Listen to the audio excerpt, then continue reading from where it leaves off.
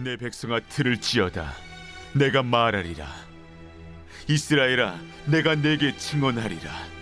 나는 하나님, 곧 내 하나님이로다. 나는 내 재물 때문에 너를 책망하지는 아니하리니 내 번제가 항상 내 앞에 있음이로다. 내가 내 집에서 수소나 내 우리에서 순념소를 가져가지 아니하리니 이는 삼림의 짐승들과 무산의 가축이 다 내 것이며 산의 모든 새들도 내가 아는 것이며 들의 짐승도 내 것이미로다. 내가 가령 줄여도 내게 이르지 아니할 것은 세계와 거기에 충만한 것이 내 것이미로다. 내가 수소의 고기를 먹으며 염소의 피를 마시겠느냐? 감사로 하나님께 제사를 드리며 지존하신 이에게 내 소원을 갚으며 환난 날에 나를 부르라. 내가 너를 건지리니 내가 나를 영화롭게 하리로다. 네, 여러분들 오늘도 축복합니다. 주님의 이름으로.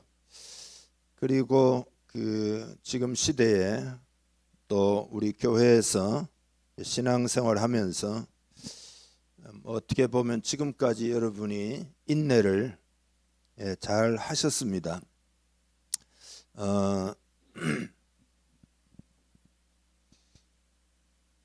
뭐 어려운 시대 영적으로 그런 건 일단 내려놓고 어떻게 보면 아무것도 안 되는 것 같은 그런 것처럼 보일 수도 있지 않을까 그런 생각을 해보지만 절대 그건 진실이 아닙니다. 하나님은 많은 일을 하고 계십니다.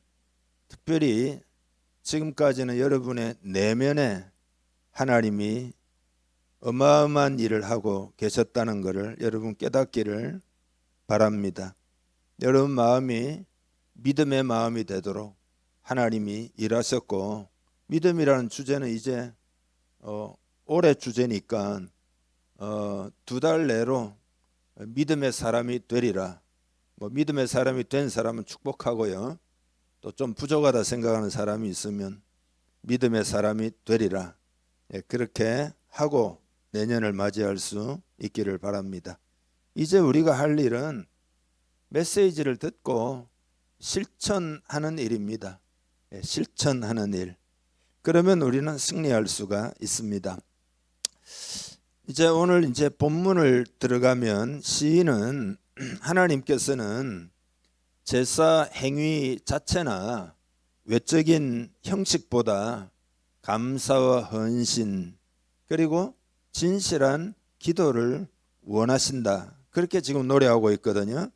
그러니까 8절에 보면은 나는 내 재물 때문에 너를 책망하지 아니하리니 이렇게 말씀하시잖아요. 그러니까 제사는 하나님 만드신 제도니까 그건 좋다 이 말이죠. 그렇지만 13절에 보면 내가 수소의 고기를 먹으며 염소의 피를 마시겠느냐? 하나님이 무슨 수소의 고기를 먹으며 염소의 피를 마시겠느냐 하시면서 외형보다 마음과 마음에 따른 실천이 중요하다. 그런 것을 지금 강조하고 있는 겁니다. 그러니까 여러분 형식은 필요 없다 그런 뜻이 아니고 형식은 내용이 있을 때 그 의미가 있는 거다. 그래서 종교적인 외형이 아니라 하나님과의 구체적이고 개인적이고 실제적인 그런 관계를 꼭 맺어야 하는 것입니다. 그러니까 하나님이 우리를 사랑하시기 때문에 여러분 사랑하는데 형식적으로 서로 형식적으로 우리 사랑합시다. 그런 사람은 아무도 없잖아요. 그러니까 형식적인 관계가 아니라 진정한 관계가 되기를 원하시는 거죠. 진정한 관계의 핵심이 여러분 뭘까요? 진정한 관계의 핵심. 그것은 하나님의 은혜를 알고 믿음으로 반응을 하는 거죠. 하나님이 나에게 은혜 베풀어 주셨으니 나는 믿음으로 반응하겠습니다. 그런 관계가 진정한 관계다라는 거죠. 그래서 오늘 첫째 메시지는 믿음으로 감사하자. 그러니까 참된 믿음이라고 하는 것은 감사로 반드시 표현이 되는 거다. 감사라고 하는 것은 은혜를 믿음으로서만 가능해요. 여러분 삶이라는 거는 언제나 좋을 수는 없잖아요. 그러나 언제나 감사할 수 있는데 그건 하나님이 나에게 은혜를 베풀어 주셨다라는 믿음의 눈이 있을 때, 믿음의 마음이 있을 때 그때는 감사할 수밖에 없습니다. 구약의 새 절기도 전부 감사절기예요. 유월절이나 오순절이나 장막절이나 그 전부 다 하나님의 은혜를 기억하고 믿음으로 감사하는 절기죠. 예를 들어 유월절은 구원과 해방의 은혜에 대한 감사절이고, 그렇죠? 맥추절, 오순절은 가나안 땅에 들어가서 첫 번째 농사의 추수를 하고 난 다음에 하나님께 감사하는 절기죠. 또 장막절은 이스라엘 백성이 광야에서 장막을 치고 텐트를 치고 살았잖아요. 그 하나님의 보호 아래에서 그 초막에 거했는데 그때 그들 가운데 장막처럼 하나님이 임재하셨고, 가나안 땅에 들어와서도 하나님이 여전히 임재하셔서 추수를 다 하고는 하나님께 감사하는 절기, 그게 초막절 혹은 장막절이 되겠습니다. 은혜를 믿지 않으면 감사는 불가능해요. 여러분, 우리 하나님은 은혜로우신 줄 믿습니다. 그러니까 은혜를 많이 묵상하기를 바랍니다. 은혜가 여러분의 삶의 주제가 되기를 바랍니다. 세상과 교회가 구별되는 단 한 가지를 이야기하라. 그러면 그건 은혜인 거죠. 은혜를 많이 묵상합시다. 어느 여름날의 한낮이었는데 두 사람의 행인이 나무 한 그루 없이 잠시도 쉬어갈 그늘이 없는 길을 걷고 있었어요. 땀을 뻘뻘 흘리면서. 근데 너무나 더워가지고 금방이라도 지쳐 쓰러질 듯 그런 걸음걸이로 걷고 있는데 마침 가지가 무성한 커다란 나무 한 그루를 발견한 거죠. 그 밑에 가보니까 너무나 시원한 그늘이 드리워져 있었던 거죠. 두 사람은 마치 사막의 오아시스를 만난 것처럼 그 그늘로 달려 들어간 거죠. 그러니까 숨이 막힐 것 같은 가슴이 열리고 이마에 땀방울이 식어가고, 그래서 이제 좀 정신을 차려서 두 사람이 대화를 합니다. 여보게, 나무란 원래 대부분 어디엔가 쓸모가 있는 법인데 여기 이 오리나무는 아무짝에도 쓸모가 없다네. 정말이지. 있으나 마나 없으나 마찬가지야. 그러니까 옆에 그 친구가 거들면서 맞장구를 치면서 말하기를 땔감으로밖에 쓸모가 없는 나무지요. 그럽니다. 그러니까 금세 쓰러질 듯한 그런 무더위를 시원하게 피했는데도 그 오리나무의 그 그늘의 은혜를 잊어버리고 그런 소리를 하고 있었다. 지금 그런 이야기입니다. 여러분, 하나님의 은혜가 없는 게 아니에요. 하나님의 은혜를 발견하고 확신하고 감사할 줄 알아야 하겠습니다. 특별히 여러분, 하나님의 능력을 믿고 감사해야 됩니다. 1절에 보면 전능하시니 여호와 하나님께서 말씀하사 그랬거든요. 12절에는 세계와 거기에 충만한 것이 내 것이미로다. 그러니까 하나님은 주권을 가지고 계시고 뭐든지 하실 수 있는 능력의 하나님이죠. 그런 하나님을 믿기를 원하셔요. 그런 하나님을 믿으면 우리는 감사할 수가 있다 이 말이죠. 그러니까 형식적인 것에 신경을 쓰기보다 하나님의 능력을 믿는 일에 신경을 써야 됩니다. 하나님의 권세, 하나님의 능력을 여러분이 믿으려고 하고 그 권위와 능력으로 나와 함께 하시니 감사하리라. 그렇게 감사를 올려드리기를 바랍니다. 그렇게 할 때 우리는 하나님과 올바른 관계를 맺을 수 있다 이 말이죠. 감사라는 것은 여러분 그래서 믿음의 표현이에요. 혹은 뭐 영성지수, 지표 그렇게 말할 수가 있습니다. 성경을 한 구절 읽어보면 이게 분명해지는데요. 골로새서 2장 7절입니다. 같이 읽죠. 그 안에 뿌리를 박으며 세움을 받아 교훈을 받은 대로 믿음에 굳게 서서 감사함을 넘치게 하라. 아멘. 믿음에 굳게 서면 감사할 수 있다 이 말이잖아요. 믿음에 굳게 서서 믿음에 굳게 서지 않으면 감사를 넘치게 못한다 그 말이잖아요. 그러니까 믿음으로만 감사할 수 있어요. 그러니까 감사라고 하는 것은 환경과 사실 상관이 없어요. 믿음이 있으면 감사할 수 있습니다. 하나님이 다 주관하고 계시고 그 하나님이 능력이 있으시고 그 하나님이 나의 아버지시고 감사할 수밖에 없을 것입니다. 한 사람이 우물가에서 쉬고 있었는데요. 그때 마침 한 일꾼이 물통을 짊어지고 와서 물을 기르면서 하는 이야기가 이게 도대체 뭐냐? 매일 빈통에 물을 채우는 내 신세 정말 힘드네 그러고 있는 거예요. 잠수 후에 다른 사람이 물을 기르러 왔어요. 이 나그네는, 그러니까 그걸 지켜보고 있는 나그네는 조금 전에 그 일꾼을 생각하면서 그 새로 온 그 일꾼에게 그 말을 거는 거죠. 예, 빈 물통을 들고 와서 물을 길어 나르기가 참 힘들겠네요. 그렇게 말했더니 이 사람이 하는 이야기가, 운물에 올 때는 빈통으로 오니까 쉽고요, 그리고 갈 때는 맑은 물을 가지고 가득 채워가지고 가니까 얼마나 기쁜지 몰라요.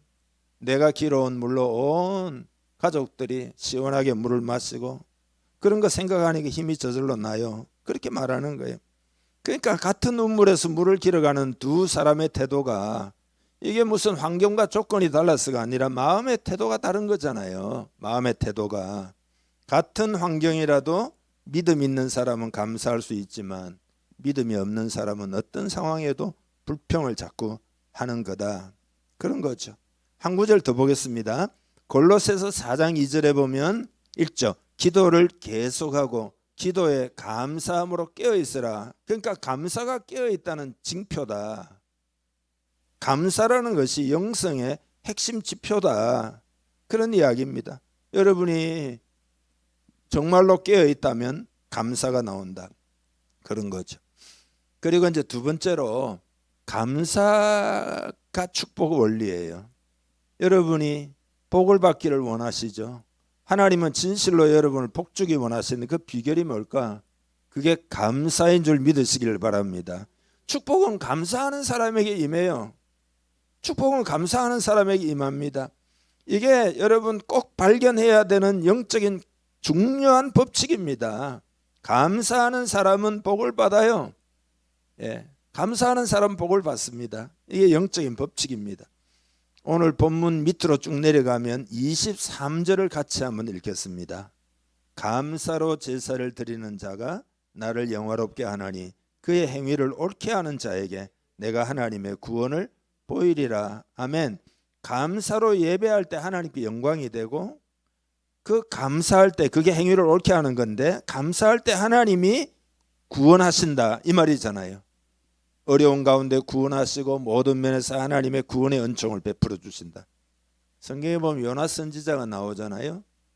그러니까 니느웨로 가야 되는데 불순종해서 다시스로 가다가 풍랑이 일어나고 물고기 뱃속에 들어갔잖아요. 제가 물고기 뱃속에 어떻게 나올 수 있었을까? 성경 찾아보니까 나와요. 요나스 2장 8절에서 10절까지인데 이것도 같이 읽겠습니다. 거짓되고 헛된 것을 숭상하는 모든 자는 자기에게 베푸신 은혜를 버렸사오나 나는 감사하는 목소리로 주께 제사를 드리며 나의 서원을 주께 갚겠나이다. 구원은 여호와께 속하였나이다 하니라. 여호와께서 그 물고기에게 말씀하시매 요나를 육지에 토하니라. 아멘. 니느웨로 가라 그랬는데 니느웨는 우리 원수인데 하나님 왜 갑니까? 나 안 갑니다. 막 불평하고, 그리고 반대쪽으로 다시스로 가다가 풍랑 만나고 물고기 뱃속에 들어간 거 아니에요. 그래서 그곳에서 회개하고 깨닫고는 하나님이 얼마나 많은 은혜를 지금까지 베풀어 주었는데, 나도 은혜 입은 사람인데 니느웨 사람들이 악하다고 해서 그 사람들은 그 사람들도 다 은혜를 받아야 되지 않냐, 이런 생각이 든 거죠. 그래서 은혜를 버렸사오나 나는 감사하는 목소리로 주께 제사를 드리며 나의 서원을 주께 갚겠습니다. 서원이 뭐죠? 선지자의 서원이죠. 복음 전하겠고 하나님 말씀 전하겠다는 서원을 갚겠다. 그렇게 할 때 10절이잖아요. 여호와께서 그 물고기에게 말씀하시매 요나를 육지에 토하니라. 여기 감사가 구원받은 핵심이에요. 축복의 비결입니다. 예수님도 있잖아요.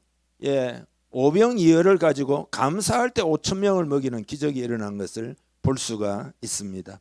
근데 하나님이 여러분에게 복을 내려 보내려고 하는데 감사가 올라와야 보낸다. 이거 하나님의 입장 그거예요. 예, 그렇게 여러분 생각하시면 됩니다. 여러분이 감사하면 예비되어 있는 축복이 임한다, 그런 거죠. 축복의 원리가 감사이기도 하지만 행복의 원리도 감사예요. 그러니까 행복은 많이 가진 사람의 것이 아니라 많이 감사하는 사람의 것이에요. 그러니까 예를 들어 많이 가져도 감사가 하나도 없고 불평만 하면 그 사람이 무슨 행복하겠냐 이 말이죠. 그러니까 행복은 감사의 나무에 피는 꽃이죠. 불평은 뭘까요? 불평. 불평 자꾸 하면 불행이 오는 거죠. 깁슨이라고 하는 분이 행복한 하루라고 하는 책을 썼는데 이렇게 이야기를 합니다. 당신의 손에 얼마나 많은 것을 쥐었느냐 하는 것은 행복과 아무런 관계가 없다. 그대의 마음속에 감사한 생각이 없으면 그대는 파멸의 노를 젓고 있는 것이다. 다른 어떤 공부보다 먼저 감사할 줄 아는 법을 배워야 한다. 감사의 예술을 배울 때 그대는 비로소 행복해질 수 있다. 그랬습니다. 그러니까 얼마나 많이 소유하는 거에 가에 행복이 달려있지 않다. 감사하는 우리 모두 되기를 축복합니다. 여러분 한번 생각해 보면 감사라는 말 자체만 해도 감사합니다 하면서 막 인상 찡그리고 막 악쓰고 이런 사람은 아무도 없겠죠. 감사 벌써 말이 입 밖에 나오면 바로 얼굴에 미소가 생기고 그런 거잖아요. 감사하면 행복하고 형통해진다. 그리스도를 본받아라고 하는 유명한 그 책 있잖아요. 15세기 네덜란드 신학자 토마스 아켄피스가 쓴 건데 하나님은 항상 감사하는 자에게 복을 더하신다. 감사하는 자에게 복을 더하신다. 사람들은 다 이런 복이 필요하잖아요. 감사하는 자에게 복이 임하는 것이죠. 네 번째로 우리는 그래서 감사 습관을 이 차제에 꼭 만듭시다. 감사 습관 만듭시다. 이게 내년에도 계속 감사하고 올해 지금부터도 감사하고 감사 잘하는 교회 됩시다. 예, 옆 사람에게 인사 한번 하겠습니다. 감사 잘하는 교회 됩시다. 아멘. 예, 감사를 자주 표현하면은 감사 근육도 붙겠죠, 그죠? 근육이라는 게 자꾸 쓰다 보면 붙잖아요, 그죠? 다윗의 시편을 보면 예를 들어 주여 내가 만민 중에서 주께 감사하오며 열방 중에서 주를 찬송하리이다. 그러니까 다윗은 감사 근육이 딱 붙어 있는 것 같아요. 시편 보면 알 수 있죠. 감사 습관이 붙은 거죠. 그러니까 여러분 감사도 불평도 다 습관이에요. 예. 어느 늙은 부인이 있었는데 이 부인은 무슨 일을 당하든지 밤낮으로 걱정하고 불평이 가득한 사람이었어요. 어느 해에 풍년이 들어가지고 그 부인의 밭에서 감자가 막 풍작이에요. 그래서 교회 목사님이 지나가다가 이번에는 불평 안 하겠지 해가지고 만나가지고는 감자가 잘 되었다니 올해는 하나님이 은혜를 많이 주셨네요. 감사하네요. 그러니까 하는 이야기가 감자는 잘 됐지만 작년에는 썩은 감자가 많이 있었는데 올해는 썩은 감자가 별로 없어가지고 돼지한테 줄 게 없어서 어떡하냐고 불평하는 거예요. 이게 다 습관이에요. 감사도 습관이고 불평도 습관입니다. 그러니까 감사를 위해서는 딱 한 가지를 먼저 해야 돼요. 불평하는 습관을 없애야 됩니다. 불평하면서 감사할 수는 없는 거죠. 두 가지를 동시에 할 수는 없는 거죠. 여러분 연기자면 모르지만 지금 막 불평하다가 감사하다 이거 불가능한 거죠. 한 입술에서 두 개가 동시에 나올 수는 없는 거죠. 그러니까 감사를 위해서는 불평을 멈춰야 됩니다. 불평 없는 세상 만들기라는 프로그램이 있어요. 불평 없는 세상 만들기. 이 교회에서 시작한 건데요. 미국의 작은 시골 교회인데 그 목사님이 보웬이라는 분입니다. 이 유명한 이야기입니다. 그러니까 전 세계 80개 나라에 600만 명이 넘는 사람들이 이 운동에 참여했는데 우리는 몰라가지고 참여를 안 했는데 알았으면 참여했으면 좋을 뻔했습니다. 불평을 없애는 과정 속에서 큰 변화와 치유의 간증들, 기적의 간증들이 그렇게 새겨지고 쏟아졌다는 겁니다. 이 유명한 이야기예요. 그러니까 여러분 내 안에 습관처럼 붙어있는 불평과 비난의 뿌리를 다 뽑아야 되겠습니다. 행복한 삶을 살고 복을 받으려면 감사 체질로 바꾸도록 노력해야 됩니다. 습관을 자꾸 들이기를 바랍니다. 오늘 점심 드실 때도 인상 쓰지 말고 감사 분위기 자꾸 만들기를 축복합니다.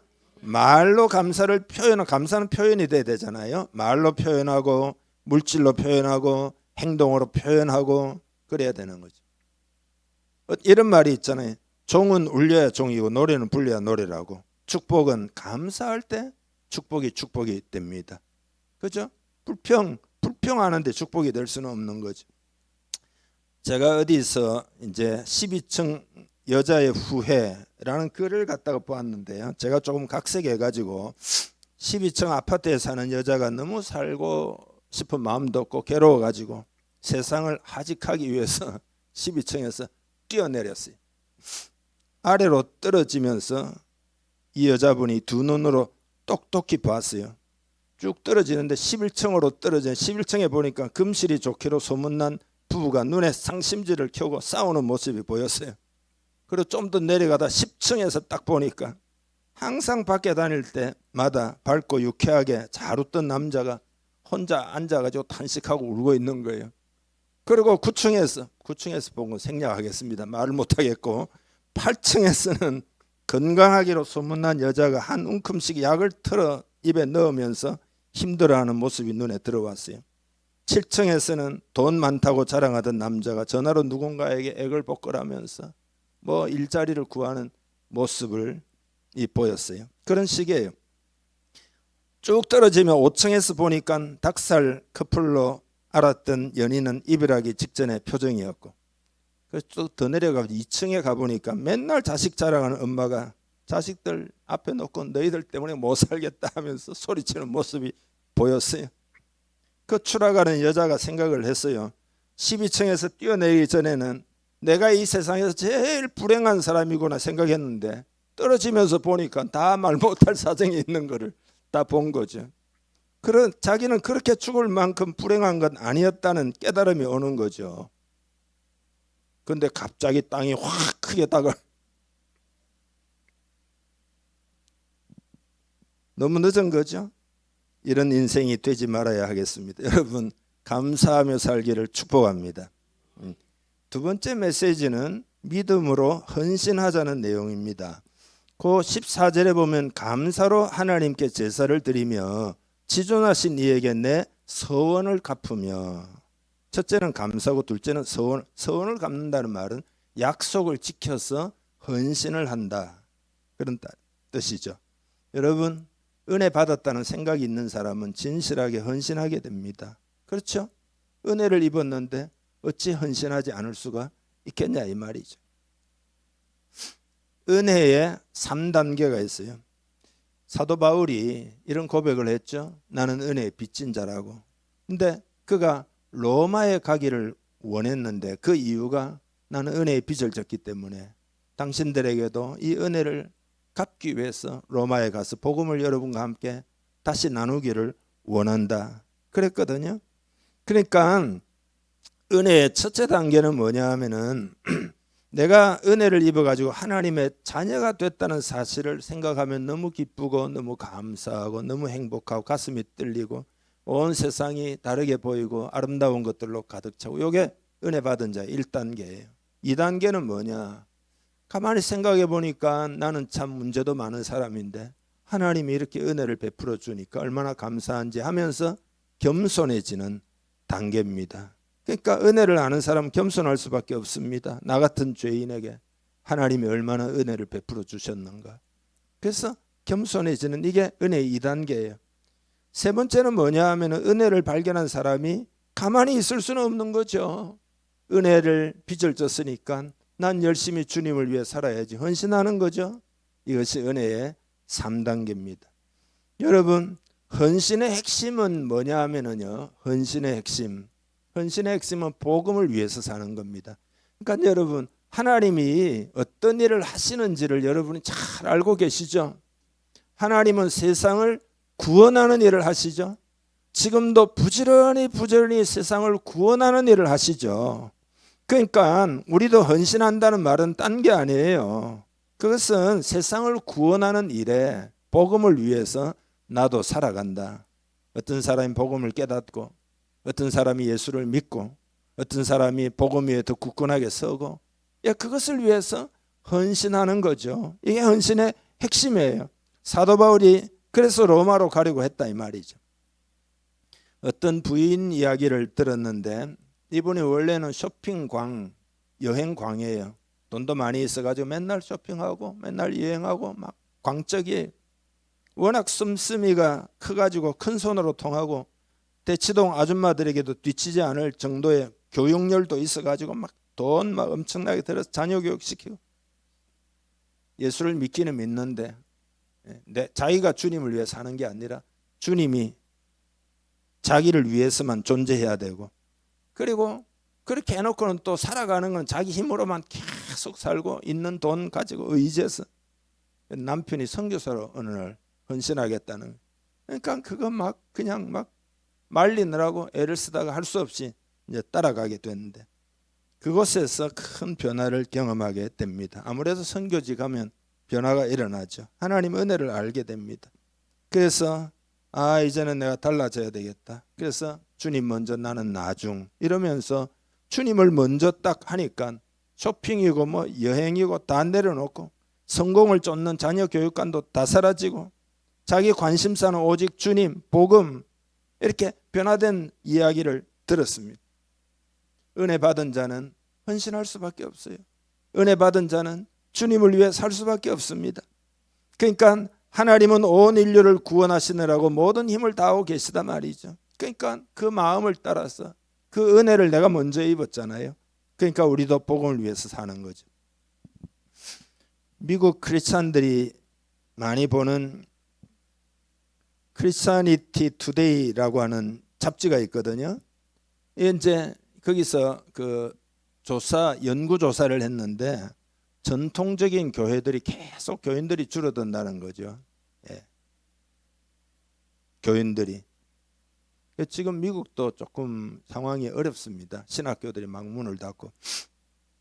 그래서 이제 분석을 해보았는데 핵심이 뭐냐? 왜 이렇게 전통적인 교회들에게 교인들이 줄어드냐?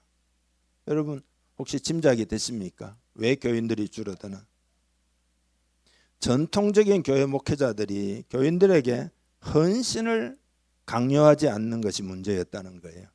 연구 결과가. 그러니까 옛날 교인들은 죽으면서 재산을 갖다가 교회에다 다 바치잖아요. 그러니까 교회가 막 부자예요. 부자니까 뭐 11조를 내든 말든 감사헌금을 하든 말든 돈이 넘치니까 그 별로 신경도 안 쓰고 강조도 안 한다 이게. 생활이 막 윤택해지고 그러면 주말이면 놀러 가고 예배도 주일 낮 예배만 드리고 그래서 교인들에게도 헌신을 요구하지 않고 보물을 하늘에 쌓아두도록 가르치지도 않고 그냥 좋은 게 좋으니까 그러는 거죠. 성장하는 교회 목회자들은 헌신을 강요하고 뭐 표현이 좀 그렇지만 성경 공부하라고 그러고 전도하라고 그러고 기도하라고 그러고 가난한 사람들 돕자고 강요하다시피 그래서 그 사람들이 다 복을 받더라는 거예요. 여러분 헌신하는 교회 되기를 원합니다. 지금 이 시대는 헌신이라는 단어를 신앙생활에서 많이 잃어가고 있어요. 그렇지만 여러분 시대를 거슬러 올라갑시다. 옛날에 주기철 목사님은 이렇게 기도를 했잖아요. 나는 바야흐로 죽음에 직면하고 있습니다. 나의 목숨을 빼앗으려는 검은 손은 시시각각으로 다가오고 있습니다. 내가 폐결핵 환자로 요양원에 누워있지 않고 주님의 종으로 감옥에 갇혀 우는 것은 얼마나 큰 은혜입니까?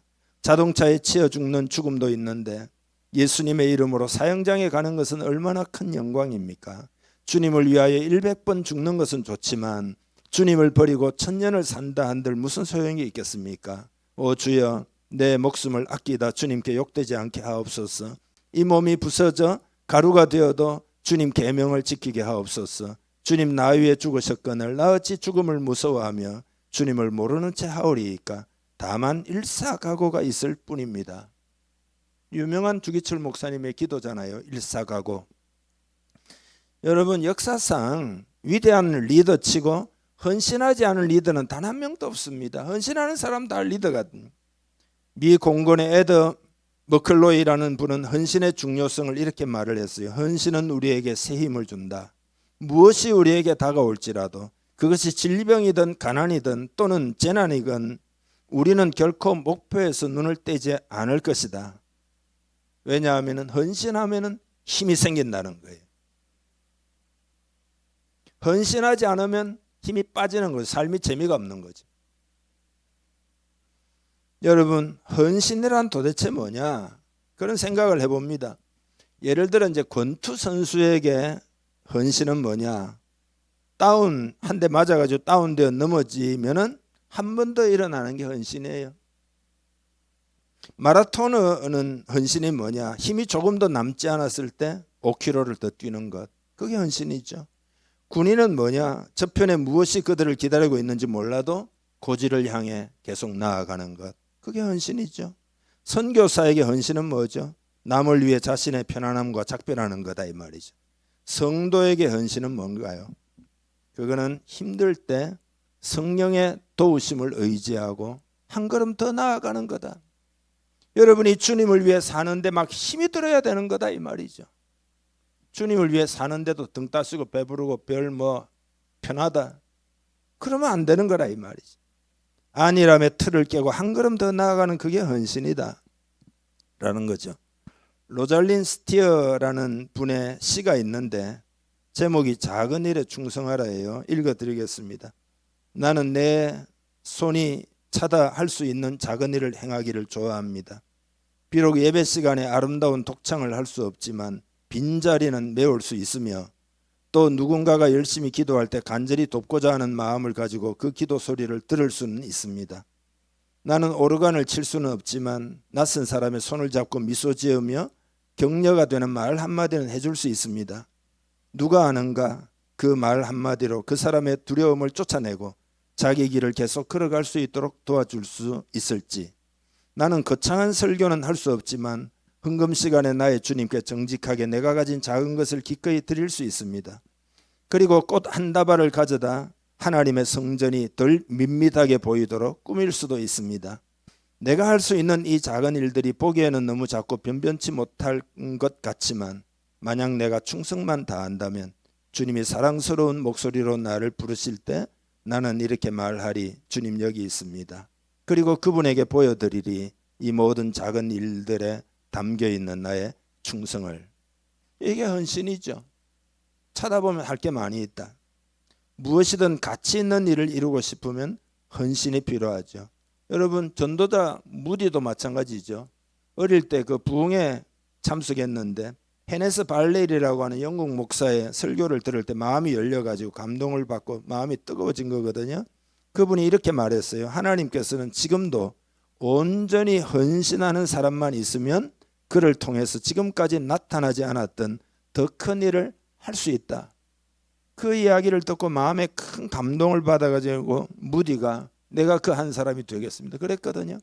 그래서 무디의 헌신으로 여러분 그 미국이 굉장히 어려운 때에 그 100만 명이 구원을 받는 놀라운 부흥운동이 일어난 거잖아요. 그래서 이 무디가 제가 그 한 사람이 되겠습니다 할 때 성령의 막 감동을 받아가 마음이 기쁘고 막 눈물이 막 솟아오르고 그랬다는 거예요. 하나님이 얼마나 기뻐하셨는지. 오늘 세 번째 메시지는 믿음으로 기도하자. 믿음으로 기도하자는 내용입니다.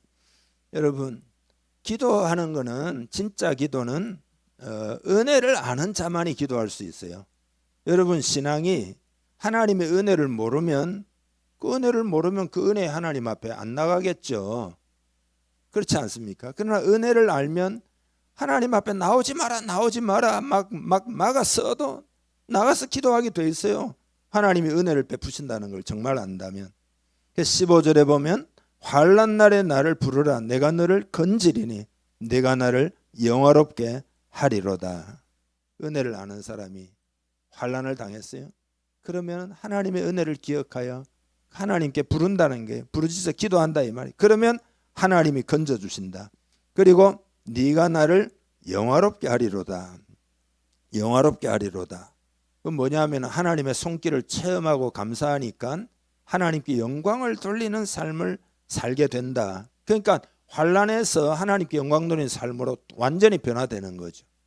은혜를 아는 사람은. 성경에 보면 한나의 기도가 있잖아요. 사무엘 어머니 자녀가 없어서 멸시천대를 받아가지고 그 환난 날에 기도하다가 하나님의 응답해 주셔가지고 사무엘을 얻지 않습니까? 그래서 그 하나님의 손길을 체험하고 너무 감사해서 하나님의 뜻이 있으시지요. 사무엘을 하나님께 바치겠습니다 그랬잖아요. 그래서 그 사무엘을 통해서 그 시대가 큰 복을 받은 것을 우리가 잘 알고 있습니다. 그러니까 한나는 그 하나님께 그렇게 기도하다가 사무엘을 바쳐가지고 그 하나님께 큰 영광을 돌렸다 이 말이죠. 기도에 있어서 가장 중요한 게 여러분 뭘까요? 기도에 있어서 가장 중요한 것, 네, 그거는 진심이죠. 진심이 통한다 그런 말이 있잖아요. 하나님과 마찬가지입니다. 기도에 가장 중요한 것은 진심입니다. 그러니까 마음을 담아 가지고 하나님께 기도하면 꼭 들어주십니다. 여러분이 마음을 담아 기도하기를 바랍니다. 마음을 담아 교회를 위해 기도하기를 바랍니다. 마음을 담아서 영혼을 위해서 기도하기를 바랍니다. 마음을 담아서 부흥을 위해서 기도하기를 바랍니다. 마음을 담아서 이 시대를 위해서 기도하기를 바랍니다. 제가 목회자 기도에 한 번씩 이야기하잖아요. 목회자 우리 일주일에 한 번씩 우리 교회에서 기도를 하면 나라 민족 한국 교회를 위해서 기도하는 거거든요. 마음을 담아서 기도를 하면 하나님의 응답을 많이 해주셔요. 그 기도하는 사람은 압니다. 그래서 진심이 담긴 기도를 하나님은 그 크기에 상관하지 않고 단 한 사람의 기도더라도 하나님은 놓치지 않으신다는 것을 경험하게 됩니다. 마음을 담아서 기도하기를 바랍니다. 그건 내가 못해요 이렇게 말하지 말고 자기 보고 하라는 게 아니에요. 하나님이 일하시니까 마음을 담아 기도하라는 거예요. 그러면 하나님이 능력도 주시고 힘도 주시고 환경도 자꾸 만들어 주시고 역사하신다 이 말이죠. 은혜의 빚진 자로서 은혜를 안다면 믿음으로 첫째는 감사합시다. 감사하면은 축복이 옵니다. 두 번째로 믿음으로 헌신합시다. 헌신하면 부흥이 와요. 우리 교회도 작은 교회지만 헌신하면 반드시 부흥이 옵니다. 아무리 하나님의 은혜를 주셔도 헌신하지 않으면 부흥은 없는 거예요. 세 번째로 은혜를 안다면 믿음으로 기도하면 하나님이 건져주신다. 이 어려운 시대에 하나님이 다 보호해 주신다. 여러분 미래를 걱정할 필요가 없다. 그런 이야기죠. 잘 적용하여 승리하는 우리 모두 되기를 주님의 이름으로 축복합니다. 같이 기도하겠습니다. 오늘 말씀 하나님 실천할 수 있도록 성령을 부어달라고 기도하기를 바랍니다. 내 힘으로 아니라 성령으로 충만하여 능히 실천하기를 원합니다. 그런 제목으로 다 같이 기도하겠습니다. 하나님 아버지, 우리는 하나님의 큰 은혜의 빚을 졌습니다. 하나님 베푸신 은혜는 하늘보다도 더 높고 우주보다도 더 넓고 바다보다 더 깊은 그런 은혜임을 고백합니다. 그 은혜를 우리는 그동안 많이 받았습니다. 하나님 받은 은혜를 다 기억하게 해 주옵소서. 깨닫게 하여 주옵소서. 이제는 그 은혜를 알고 믿음으로 감사하여 축복을 받는 한 사람 한 사람 되기를 원합니다. 또 믿음으로 헌신하여 부흥을 체험하는 교회 되기를 원합니다. 또 믿음으로 기도하여 건져냄을 받는 우리 되고, 그래서 그 하나님의 손길을 체험하여 그것을 증거함으로 말미암아 하나님께 영광을 돌리는 우리 모두 되기를 원합니다. 이 말씀 붙들고 한 주간 살기를 원합니다. 이 말씀 붙들고 미래를 살기를 원합니다. 복을 받기를 원합니다. 부흥을 체험하기를 원합니다. 건져주시는 은혜를 경험하며 하나님의 영광을 드러내는 우리 삶이 되기를 원하고 원합니다. 주여, 이 말씀을 이루어 주옵소서. 우리의 마음에 새깁니다. 우리의 심령 마음피에 새깁니다. 우리 마음에 간직하고 묵상하고 이 말씀을 선포하고 외치고 이 말씀대로 살아서 승리하는 우리 되기를 원합니다. 하나님 아버지, 축복이 필요한 사람들 있습니다. 또 오늘 부흥이 우리는 필요하며 한국교회도 부흥의 역사가 필요합니다. 어려운 시대에 건진받는 일은 너무나 중요하고, 하나님 아버지, 이 역사가 오늘 이 말씀 붙들 때 그대로 일어나기를 원합니다. 하나님, 이 말씀 실천하기를 원하오니 이 시간 하나님의 성령을 부어 주옵소서. 마음을 엽니다. 마음을 엽니다. 주의 성령을 이 시간 부어 주옵소서. 하나님의 영을 충만히 부어 주옵소서. 내 힘으로 사는 것이 아니라 주의 은혜와 주의 성령으로 사는 줄 믿사오니 성령님을 사모합니다. 성령을 충만히 부어 주옵소서. 마음을 더 엽니다. 성령으로 충만하게 하여 주옵소서. 성령으로 충만하여 감사하고 헌신하고 기도하는 우리 공동체 되게 하여 주옵소서. 이제는 기적을 체험하기를 원합니다. 하나님의 손길을 체험하기를 원합니다. 축복을 체험하기를 원합니다. 큰 변화가 일어나기를 원합니다. 주여 역사하여 주시옵소서. 예수님의 이름으로 기도하옵나이다. 아멘.